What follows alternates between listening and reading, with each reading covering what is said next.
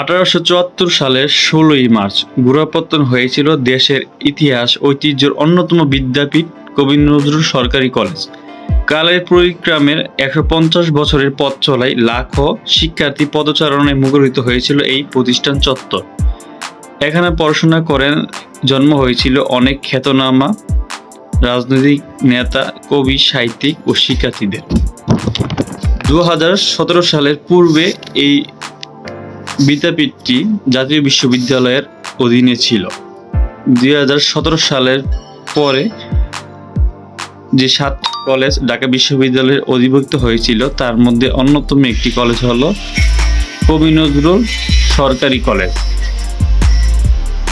2017 সালের পরে ঢাকা বিশ্ববিদ্যালয়ে অধিভুক্ত হওয়ার পর ঢাকা বিশ্ববিদ্যালয় কবি নজরুলের অনার্সের যাবতীয় পরীক্ষার কার্যক্রম ঢাকা বিশ্ববিদ্যালয় নিয়ন্ত্রণ করে থাকে। এই কলেজে বর্তমান শিক্ষার্থী পড়াশোনা করে 21,000।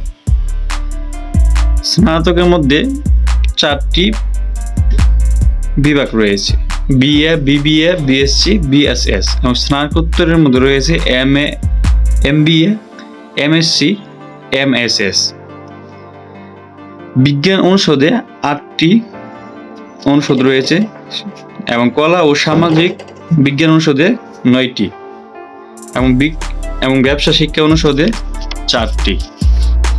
এই কলেজে শিক্ষার্থীর জন্য একটি লাইব্রেরি রয়েছে। লাইব্রেরিটি কলেজ প্রাঙ্গণে 3 নং ভবনের 2য় তলায় অবস্থিত। লাইব্রেরিতে 40,000 বই এবং 2,000টি জার্নাল রয়েছে। কলেজ প্রাঙ্গণের একটি চিকিৎসা কেন্দ্র রয়েছে, যেটি শুধুমাত্র কলেজের শিক্ষার্থীদের জন্য উন্মুক্ত। এই কলেজে একটি ছাত্রাবাস রয়েছে, যেটি শহীদ শামসুল আলম হক নামে পরিচিত। এই ছাত্রাবাসটি শুধুমাত্র ছেলেদের জন্য। শিক্ষার্থীদের জন্য সুলভ মূল্য খাদ্য নিবার জন্য কলেজের নিজস্ব একটি ক্যান্টিন আছে। এটি কলেজের শহীদ মিনার ও বিজ্ঞান ভবনের মাঝে অবস্থিত। ক্লাব ও সংগঠন সমূহ: বাংলাদেশ ন্যাশনাল ক্যাডেট কোর, এবং ক্লাবের মধ্যে আরও রয়েছে কবি নজরুল কলেজ বিতর্কিত ক্লাব, যে ক্লাবটি অত্যন্ত পরিচিত মুখ সবার কাছে, কারণ এই ক্লাবটি বেশ কয়েকদিন আগে জাতীয় পর্যায়ে আমাদের রানার্স আপ হয়ে এসেছে। তাদের জন্য শুভকামনা রইল। আমরা আশাবাদী ভবিষ্যতে তারা এরকম ক্লাবের কার্যক্রম চালিয়ে যাবে এবং আমরা ভবিষ্যতে জয় হয়ে আসব। কবি নজরুল ক্লাবের মধ্যে আরো যতগুলো ক্লাব রয়েছে সেগুলো হলো কবি নজরুল বিজ্ঞান ক্লাব এবং কবি নজরুল সাংবাদিক সমিতি এবং কবি নজরুল বাদন ইউনিট। এই কলেজে অনেক কৃতি সন্তান রয়েছে। তার মধ্যে হলো নুরুল ইসলাম, তিনি সাবেক উপরাষ্ট্রপতি ও বিচারপতি। কায়কোবাদ কবি ও সাহিত্যিক মোহাম্মদ আব্দুল বারী। হারুন আবিব, যিনি প্রখ্যাত সাংবাদিক, সাহিত্যিক ও গেরিলা মুক্তিযুদ্ধে অংশগ্রহণ করেছিল। এটি হচ্ছে কলেজের মূলত ভিতরে সেমিনার। এইখানে টিচাররা তাদের যে মিটিং পর্যায়ক্রম এখানে অনুষ্ঠিত করে থাকে। এই কলেজটি মূলত ব্রিটিশ আমলে 1874 সালে প্রতিষ্ঠিত হয়েছিল।